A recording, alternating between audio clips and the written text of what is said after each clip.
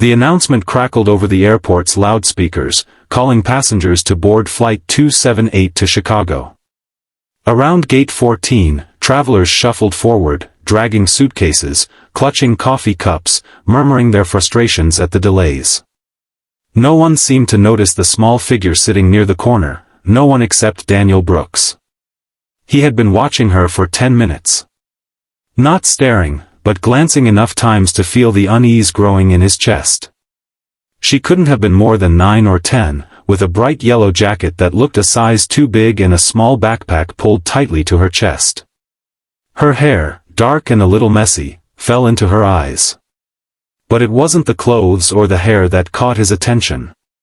It was the way she sat, perfectly still, her thin legs tucked under the chair, gaze fixed on the floor tiles as though she were memorizing their pattern. Daniel nudged his own daughter, Emma, who was busy scribbling in her sketchbook. "Sweetheart," he said softly, "do you see that girl over there?" Emma looked up, following his glance. "Yeah. She's been there a while." "Nobody came for her?" Daniel frowned. "Doesn't look like it." He glanced around, searching for a parent, a guardian, anyone who might be with her. Nothing. People came and went, but she stayed, like an island in the stream. He tried to mind his own business.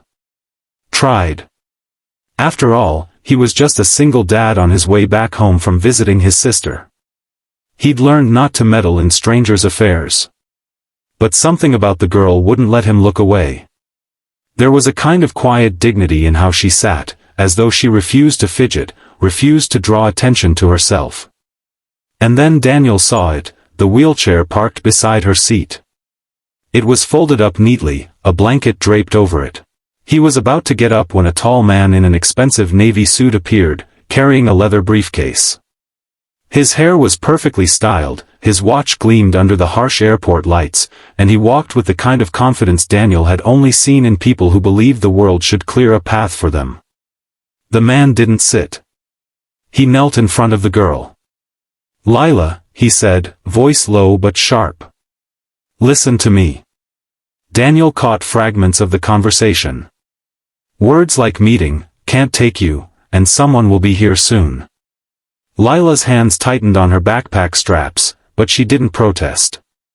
She didn't cry. The man stood, adjusted his tie, and glanced over his shoulder before walking briskly away, past the gate, past security, straight out of sight. Daniel felt a jolt in his chest. He waited. Maybe the man was getting food.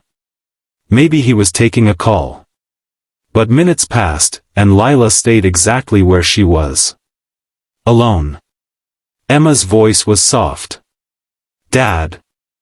I think he left her." Daniel got to his feet. "Stay here, Em."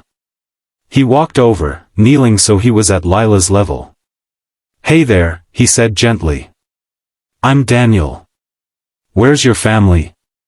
She looked at him with eyes that were older than her years. "Gone," she said simply. "What do you mean gone?" "My dad had important things." She hesitated, as though she'd been taught not to complain. "He said someone else will come." Daniel's stomach turned. "Do you know who?" She shook her head. He didn't say. He glanced at the wheelchair, then at her legs, noticing the way her right foot twisted slightly inward. Cerebral palsy, maybe. He'd volunteered at a community center once, he recognized the signs. "All right," he said softly. "You mind if my daughter and I sit with you until this someone shows up?" Lila nodded. So they sat. 10 minutes became 20. The boarding call for Chicago came and went. The terminal emptied a little, then filled again as other flights prepared. No one came for her. Daniel went to the desk, asked if there was a record of an unaccompanied minor. There wasn't. Asked if security could help. They said unless the child reported being abandoned, their hands were tied. It was Emma who finally broke the silence. "Dad," she whispered, "we can't just leave her." And just like that, the choice was made. But as Daniel knelt again to talk to Lila, a shadow fell over them. He looked up, and saw the man in the navy suit standing there again. His face was unreadable. "I see you've met my daughter," he said, as though nothing unusual had happened. Daniel rose slowly. "You left her here." The man's jaw tightened. "I had an emergency meeting. She's fine." "She's 9, Daniel said, his voice rising despite himself.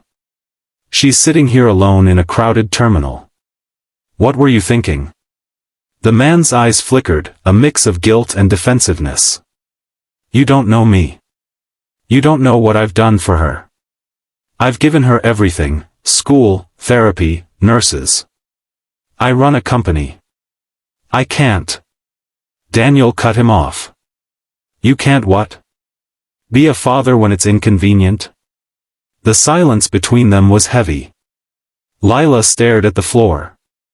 Then Emma, in her clear, unfiltered 11-year-old voice, said, "She doesn't need all that stuff if she doesn't have someone to care about her." It was like a pin dropping in the middle of the terminal. The CEO's lips pressed together. He opened his mouth, closed it again, and finally crouched down beside his daughter. For the first time, Daniel saw something break in his expression. Not anger. Not pride. Just exhaustion. "I didn't know how to do this," the man said quietly, his voice cracking. "Her mother left when she was 2. I thought if I gave her the best of everything, it would be enough. But I can't handle how people look at her. At me. I don't want her to suffer." Lila's voice was a whisper. "I don't care how they look at me. I just want you there." The man's shoulders shook. He pulled her into his arms, and she clung to him, not like a child clings to a hero, but like someone afraid the person they love most might vanish again. Daniel took Emma's hand. "Come on," he murmured. They stepped away, giving father and daughter space. When they finally left for their gate, Daniel glanced back. The CEO was still holding Lila, still murmuring something only she could hear. And for the first time since Daniel had seen him, he didn't look like a man in control of the world. He looked like a man finally realizing what his world was. Later, Emma squeezed her dad's hand. "Do you think they'll be okay?" Daniel smiled faintly. "I think they've got a chance." And in the quiet hum of the airplane hours later, Daniel thought about the strange way kindness works, that sometimes, it's not about fixing someone's life, but about showing them, in one unplanned moment, what really matters.